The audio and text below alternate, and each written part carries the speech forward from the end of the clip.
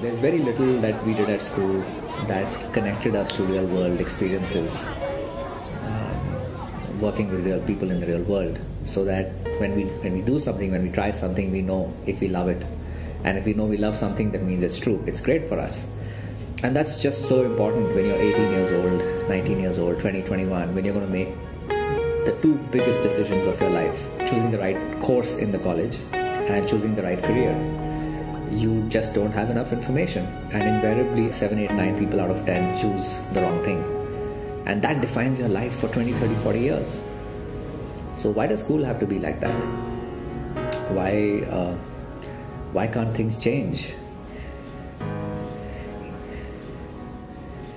Let's see if we can create a school where children love coming to school, not just for games, friends, sports, recess, but for what they're supposed to go to school, the learning experience in the classroom. And it's such a big blind spot that all of us continuously go through classrooms being bored. And the blind spot is not that. The blind spot is that no one is questioning it.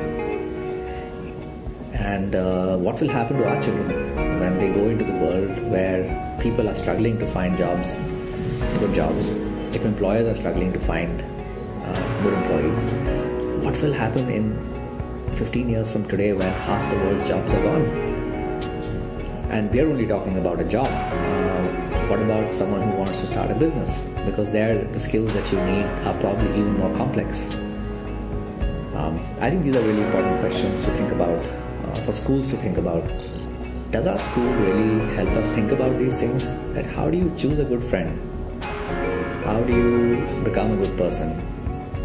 How do you deal with a conflict?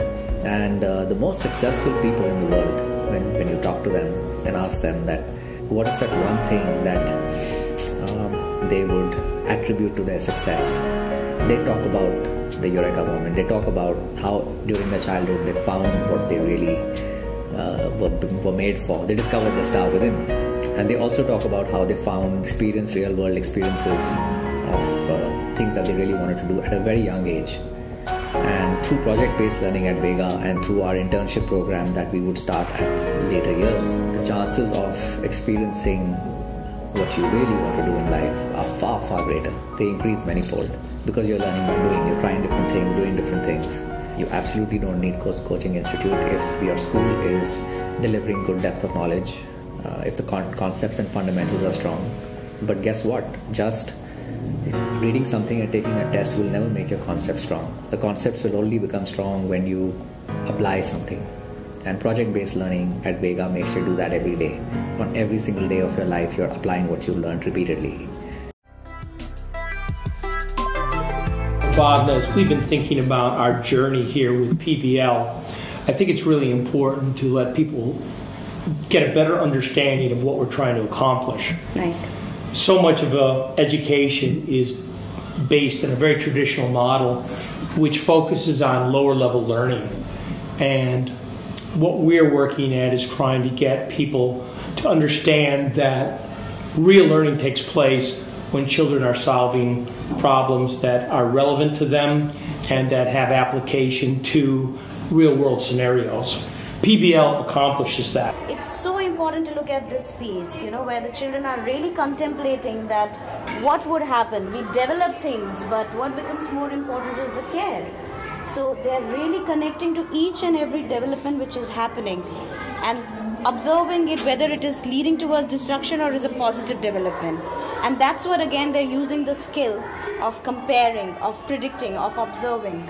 You also see their thought processes coming up when they're answering these questions like, where have you seen the development? Is it needed or not? And children are now looking at applying an inquiry process here through the guidance and facilitation of the learning leader. So starting with a big idea, you can see how that big idea goes deeper and deeper and deeper. So it's a very macro to micro level. Examining geothermal energy, for example. What is it? How does it work? I know in my visits to countless schools around the world, there are not a lot of fourth grade children studying and understanding geothermal energy. And the next piece of this project, their culminating exhibition, will be to develop their own smart city. Our learning leaders also understand that every child doesn't learn in the same way or at the same pace. So there are opportunities for children to take different tracks based on their interests, but also an opportunity for a teacher to understand and identify where children are struggling and modify or differentiate the learning accordingly.